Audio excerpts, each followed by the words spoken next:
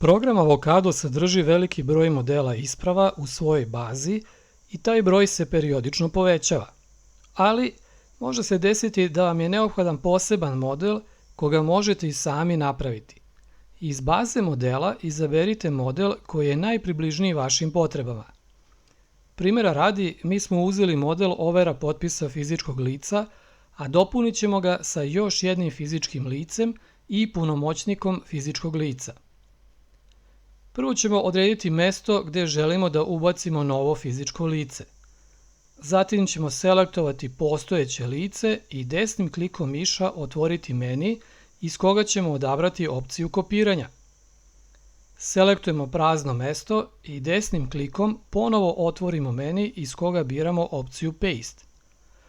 Ostaje da promenimo indekse kako bi se na određenim mestima pojavile generalije stranaka na mestu broj 2. To možemo i ručno ili uz pomoć opcije Pronađi i zameni, koji pozivamo preko tastature kombinacijom tastera Ctrl+H. Klikom na dugme Replace, računar će zamenjivati indekse.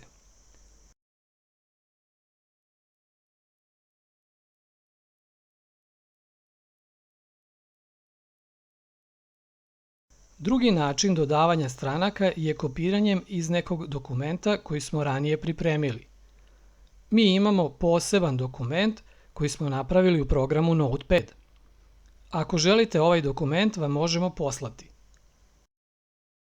Primetili smo da su indeksi 1 i 2 iskorišćeni, pa zato biramo punomoćnika fizičkog lica sa rednim brojem indeksa 4. Selektujemo tekst, kopiramo ga i zalepimo na prazno mesto u ispravi. Ostaje još da podebljamo određena mesta i sa tasterom Tab napravimo crtice koje nedostaju.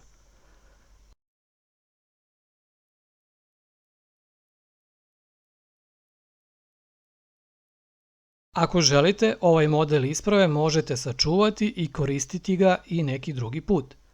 Da bi to uradili, pritisnite kombinaciju tastera Ctrl+S i sačuvajte ovaj model na vašem disku pod imenom koji vi želite.